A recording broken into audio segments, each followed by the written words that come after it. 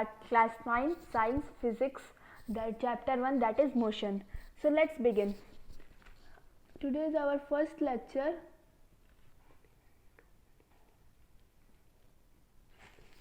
That is motion. So first we know what is motion.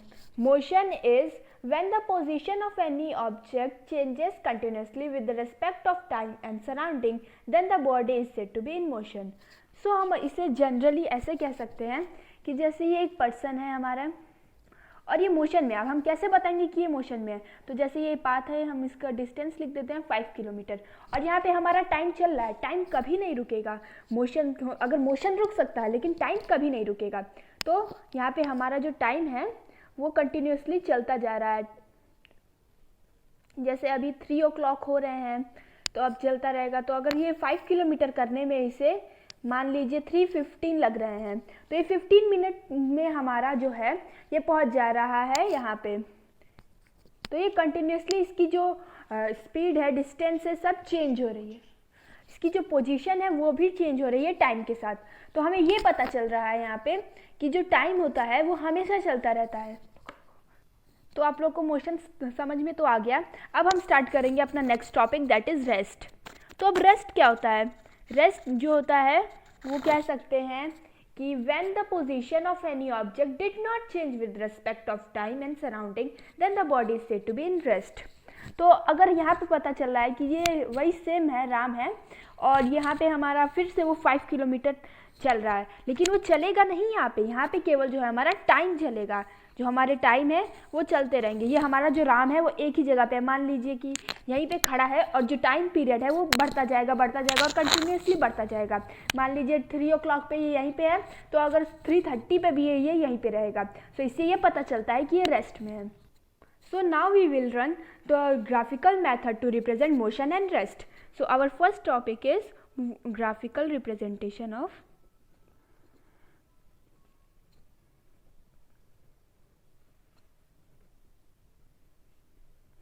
motion.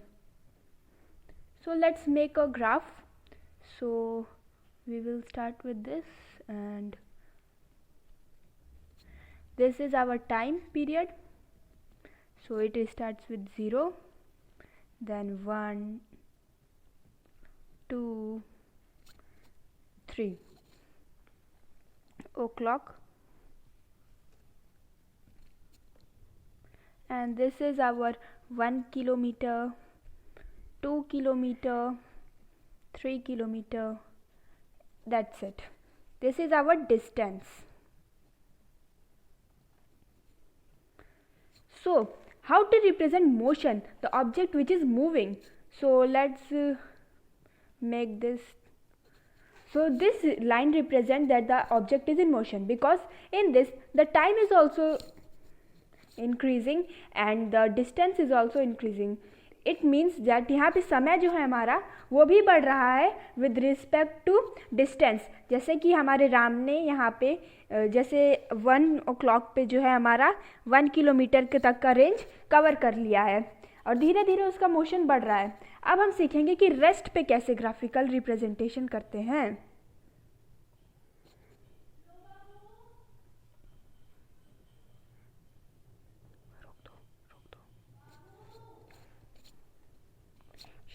Of rest. So now we will learn the graphical representation of rest. So this starts with the line and you can understand it. 0, 1, 2 and 3.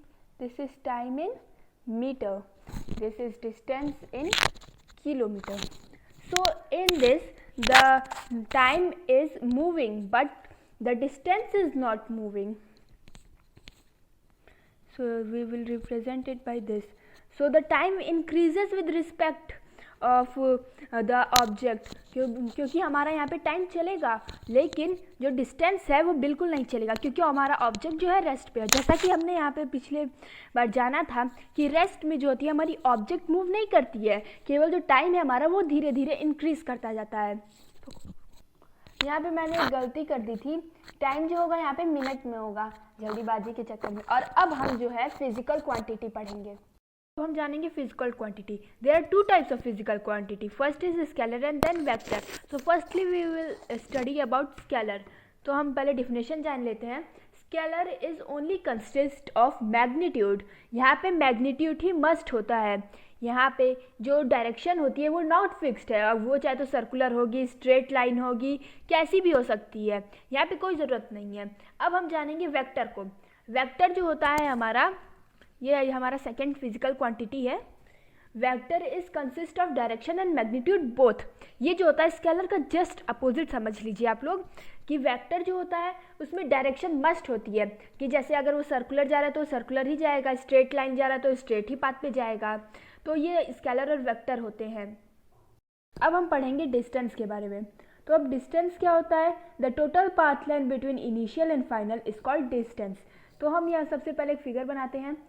Initial क्या होती है? जहाँ से कोई भी object start करती है हम अपनी जर्नी को, वो इनिशियल होगी, और जहाँ पे एंड करती है वो फाइनल होगी. उसके बीच की जो डिस्टेंस होगी वो उसे हम डिस्टेंस ही कहेंगे. अब हम जानेंगे कि कोई कर्व फिगर में, जैसे यहाँ पे हमारा जो है ये इनिशियल टाइम होगा और ये हमारा फाइनल पोजीशन होगा. अब यहाँ से हमारी जो ऑब्जेक्ट है वो ऐसे घूमते घूमते घूमते घूमते पहुँच जाएगी. और हमारा एसआई यूनिट जो होता है डिस्टेंस का वो होगा मीटर.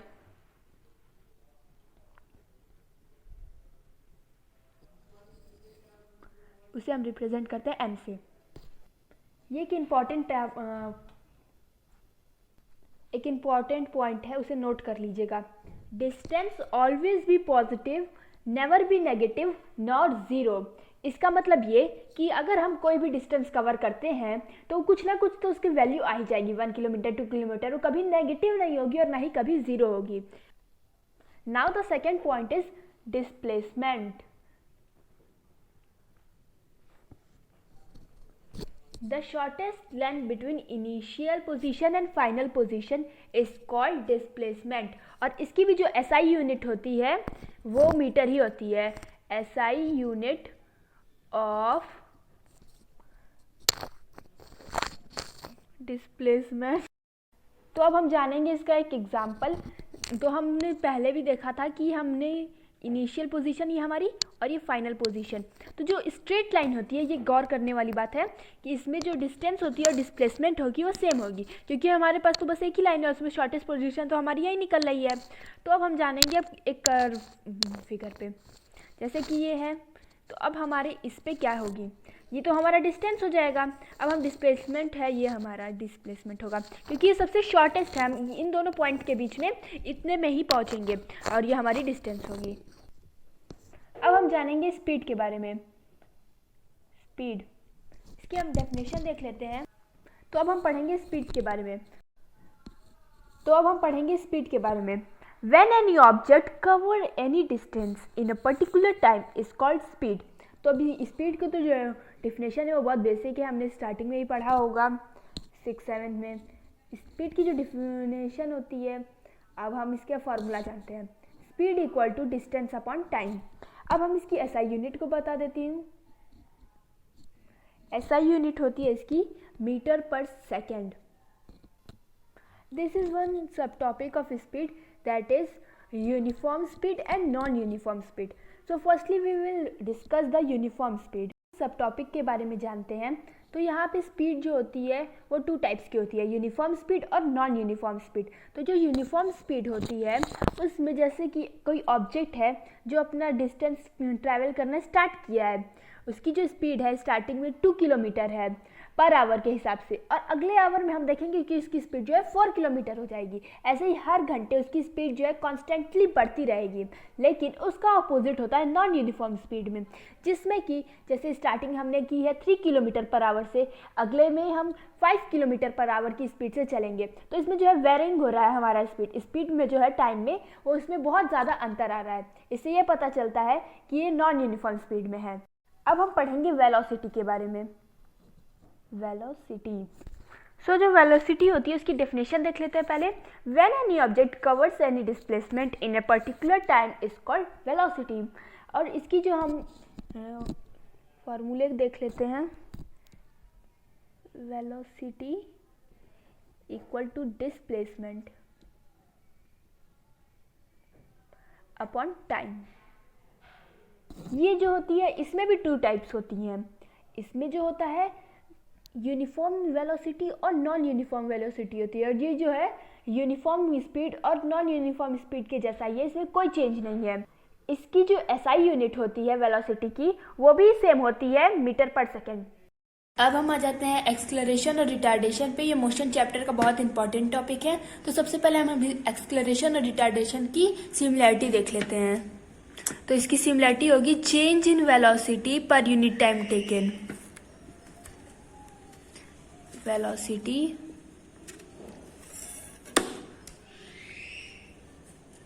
पर यूनिट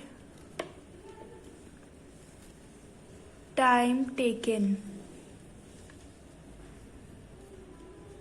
ये यहाँ पे सेम रहेगा। Change in velocity per unit time taken is called acceleration, and retardation में भी हम यहीं पे सिमिलैरिटी के साथ change in velocity per unit time taken करेंगे।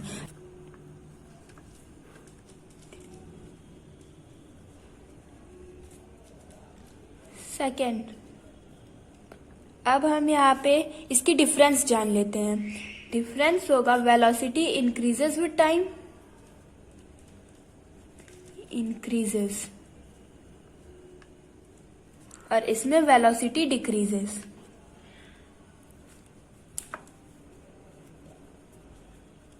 एग्जाम्पल देख लेते हैं।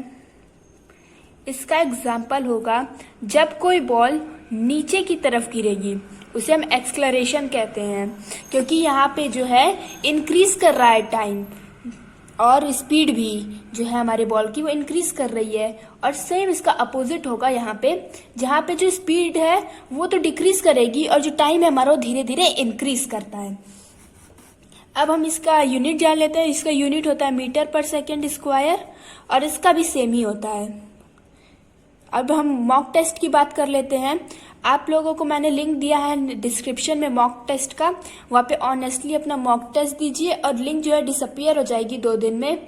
तो ये आपके लिए प्रिपरेशन भी हो जाएगा। चीटिंग मत करिएगा, टाइमर लगा के 10 मिनट्स का दे दीजिएगा। जो मैंने पढ़ाया है सब आएगा इसमें। 10 मिनट्स का होगा आपका, 10 क्वेश्चन होंगे।